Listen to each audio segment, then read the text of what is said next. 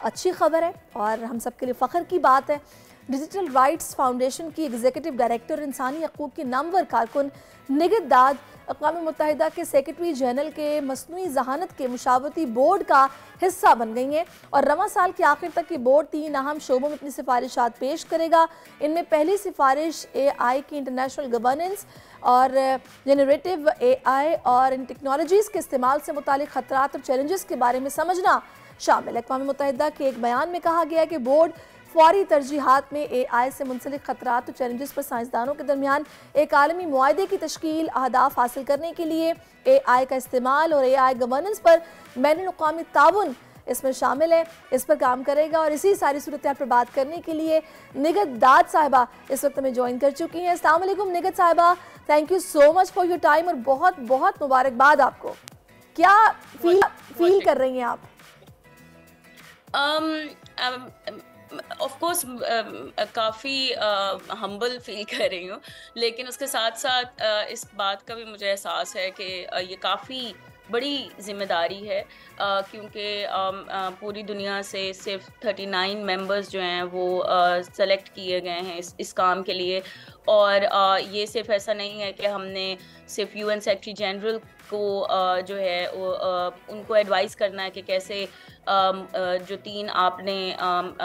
बताए हैं हमारे गोल्स इस साल के, उनको पूरा करना है, बल्कि ये कि कीपिंग इन माइंड कि हम सिर्फ उनके लिए नहीं बल्कि जो मेंबर स्टेट्स हैं, जो ममालिक UN का हिस्सा हैं और जो डिफरेंट अदर स्टेक होल्डर्स हैं, उनकी जो ज़रूरियात हैं AI के हवाले से या उसकी गवर्नेंस के हवाले से, उनको हम किस तरीके से एड्रेस कर सकें और मुतफ़क्का किसी ऐसी फ्रेमवर्क पे आ सकें जिस पे तमाम लोग जो हैं वो राज़ी हों और उसको अडॉप्ट कर लें।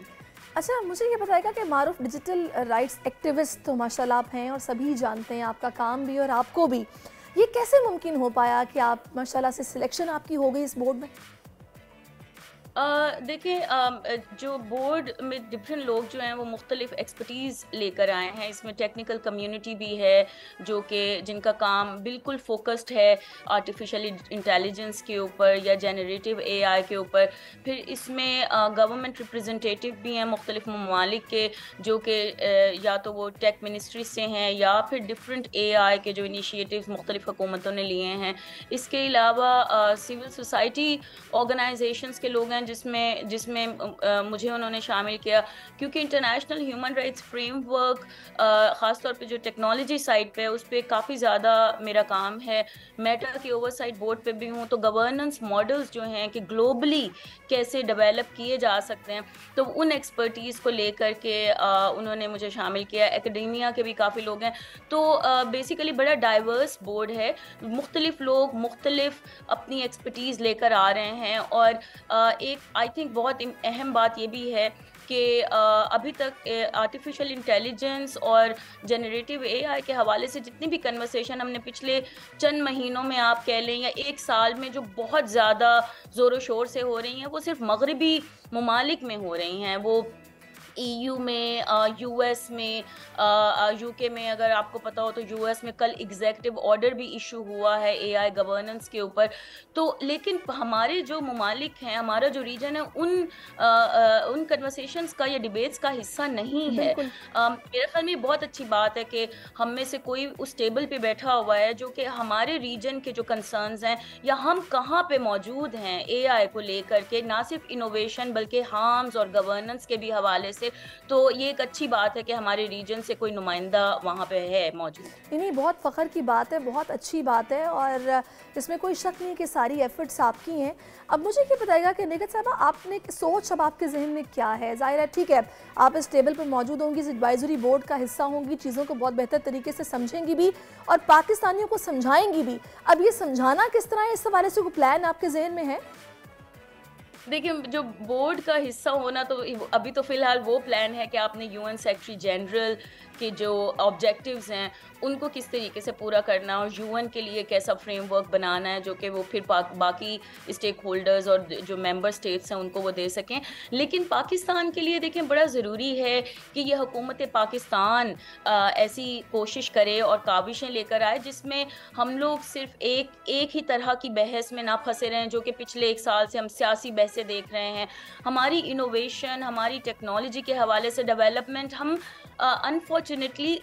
काफ़ी पीछे हैं और हमें अब ये तय करना होगा कि जहाँ पे दुनिया जा रही है वो इतनी तेज़ी से तरक्की कर रही है। मतलब आप देखें जो बाइडन और ये उन्होंने बाकायदा वक्त निकाल के मुख्तलिफ एक्सपर्ट्स को बुला के इतनी मीटिंग्स की हैं एआई के ऊपर कि कैसे हमने गवर्न करना अपने मुल्क में। हमारे मुल्क में उस तरह की चीज़ नज़र नहीं आती है। तो मैं तो अपनी जो काविश है वो तो मैं करूँगी जो भी है कि अपने मुल्क को, अपने रीजन को कैसे रिप्रेजेंट करूँ इस बोर्ड में और हम अपने कंसर्न कैसे लेकर के आए। लेकिन बाकी जो काम है वो हुकूमतों का होता है कि वो कैसे इनिशिएटिव्स इंट्रोड्यूस कराएं जो कि ना सिर्फ यूजर्स के लिए की बेहतरी के लिए हों बल्कि ऐसे गवर्नेंस मॉडल हों जो कि इंटरनेशनल ह्यूमन राइट्स फ्रेमवर्क को फॉलो करते हुए और बाकी दुनिया के साथ चलते हुए हम डेवलप करें। बिल्कुल आप ठीक कह रही हैं। अच्छा निगत साहब, मैं थोड़ा सा मैं चाहूँगी कि पाकिस्तानियों को आप समझाएं भी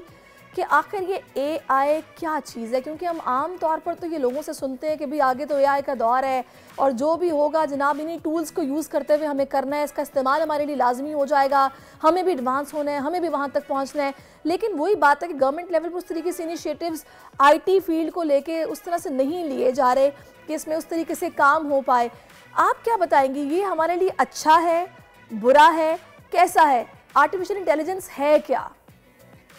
आर्टिफिशियल इंटेलिजेंस देखिए मसनूई ज़हानत है, ठीक है। और ये बेसिकली जो इस वक्त बहुत सी ऐसी, मतलब बहुत ही एक आम सी जो एक एग्जांपल है वो चैट जीपीटी है, ठीक है।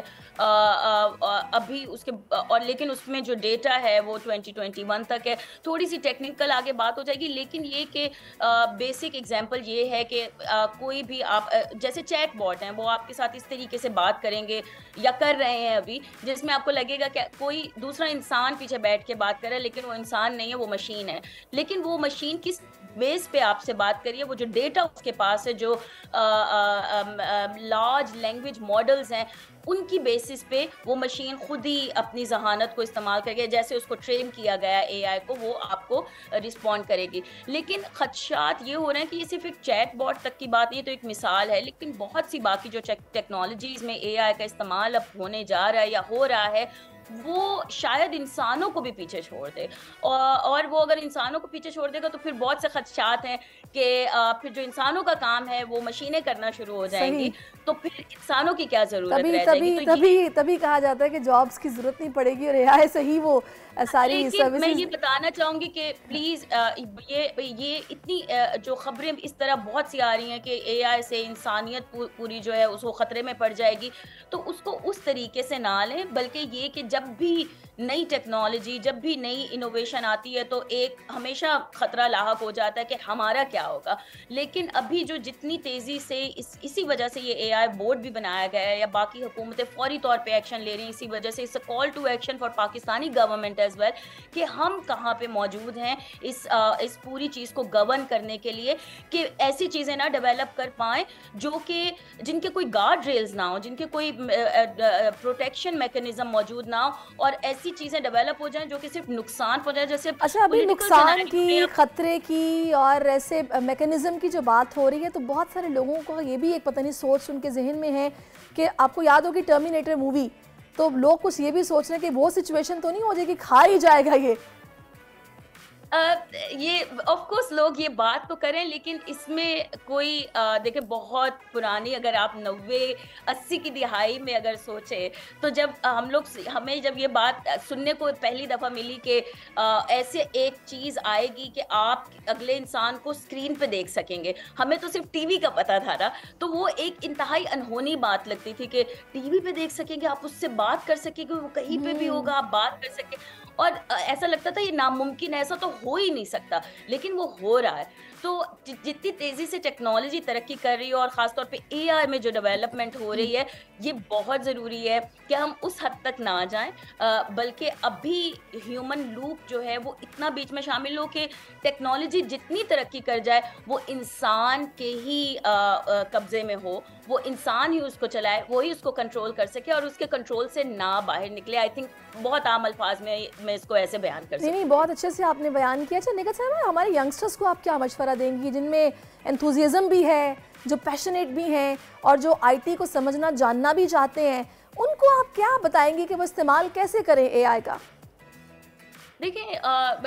एआई तो बहुत सी लाइक चीज़ों में अब डिफरेंट प्रोडक्ट्स हैं या बिग टेक कंपनीज उसको इस्तेमाल कर रही हैं या ओपन एआई या इस तरह की जो कंपनीज हैं, लेकिन मेरे ख्याल में जो लोग जो यंग बच्चे या जो टेक्नोलॉजी में जिनका इंटरेस्ट है और वो इस फील्ड में आगे वो करना चाहते हैं, I think it's very important keep an I on the developments कि पूरी दुनिया में क्या डेवलपमेंट हो रही है। ऑफ कोर्स एकेडमिया में बहुत से लोग हैं, बट जो टेक्नोलॉजी साइड पे है उसमें भी बहुत से लोग हैं, लेकिन आई थिंक हम लोग बहुत ये दुनिया भर में ये बहस है कि बहुत लोग आइसोलेशन में काम करते हैं कि जो एकेडमिया के लोग हैं वो अपने खदशात एक साइलोज में शामिल वो जाहिर करते हैं, जो टेक्नोलॉजिस्ट हैं वो अपने लिहाज से करें। तो सिर्फ इनोवेशन को ना देखें बल्कि ये भी देखें कि जब इस तरह की टेक्नोलॉजीज डेवलप करें और आप उसमें शामिल हैं उस डेवलपमेंट साइड पे, तो जो हार्म्स हैं, रियल वर्ल्ड हार्म्स हैं, उनको ज़रूर मद्देनज़र रखें। और जो अभी तक बहुत सी ऐसी पेपर्स और फ्रेमवर्क्स और चीज़ें डेवलप हो चुकी हैं एथिक्स ऑफ एआई पे, उनको ज़रूर अपने काम का हिस्सा बनाएं ताकि कुछ भी जब आप बनाएं तो वो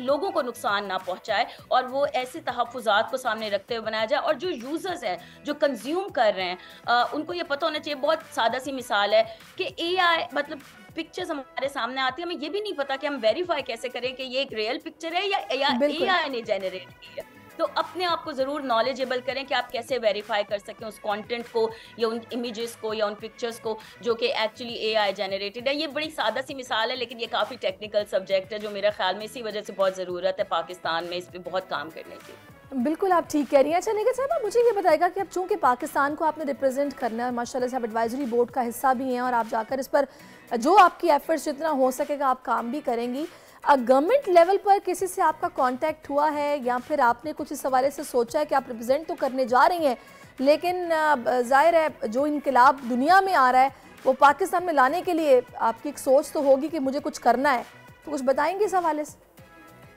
बिल्कुल जी, अभी तो आपको पता है निगरान हुकूमत है और निगरान हुकूमत का काम जो है वो इलेक्शंस करवाना है, लेकिन अभी कोई पॉलिसी किसी चीज़ के ऊपर वो काम कर नहीं सकता। मुझे किसी ने रीच आउट नहीं किया, लेकिन मैं ये इरादा ज़रूर रखती हूँ कि अगर एक दफ़ा इलेक्शंस हो जाएं और एक प्रॉपर हुकूमत जब पाकिस्तान में आ जाए तो हम प्रॉपरली इस पे इस तरीके से काम करें कि आप इसकी ग्राउंड वर्क बनाएं और फिर उसके ऊपर बिल्ड करें, क्योंकि निगरान हुकूमत थोड़े अरसे के लिए उनका और मकसद है, लेकिन पाकिस्तान के लिए मैं खुद मेरा ये एक अज़म है कि जो नॉलेज या जो भी मैं दे सकती हूँ, लेकिन वो हुकूमतों का भी काम है कि वो भी आपको रीच आउट करें, आप उनके पीछे ना भागें। इसी वजह से ये कॉल टू एक्शन आपके प्रोग्राम के ज़रिए से मैं देना चाह रही थी कि जो भी आगे आए वो जो भी पॉलिटिकल पार्टी इलेक्शन जीते, प्लीज़ टेक्नोलॉजी आईटी सेक्टर को सबसे आगे रखें। ये हमेशा सबसे पीछे रहा है और ये हमेशा जो है ऐसे लोगों के हाथ में दे दिया गया जिनको समझ भी समटाइम्स नहीं होती। तो अब ये वक्त आ गया कि हम ये लूज़ ही नहीं कर सकते अपॉर्चुनिटी कि हम ये इसको बिल्कुल पीछे रखें और बाकी चीज़ों को आगे, क्योंकि फिर हम तरक्की नहीं कर पाएंगे। तो ये तो हुकूमत की जिम्मेदारी है कि वो ऐसे लोगों को रीच आउट करें जो ऑलरेडी दुनिया में काम कर रहे हैं और वो अपने मुल्क को क्या दे सकते हैं। तो बिल्कुल मेरा अज़म है कि हम इस तरह की कोई इनिशिएटिव्स लेकर आएँ जिसमें पाकिस्तान भी सबके साथ शामिल हो, खड़ा हो बाकी हुकूमतों के साथ कि हमने भी ये किया और हम ये कर रहे हैं एआई की दुनिया में। इंशाल्लाह। Thank you so much Nighat दाद साहिबा, बहुत शुक्रिया आपके वक्त का और आपको एक बार मुबारकबाद। और इंशाल्लाह आपने रिप्रेजेंट करना है पाकिस्तान को जाके और कुछ अच्छा ही इंशाल्लाह पाकिस्तान के लिए भी आगे चलकर इस फील्ड में होगा। सब्सक्राइब करें और बेल दबाएं ताकि कोई खबर रह न जाए।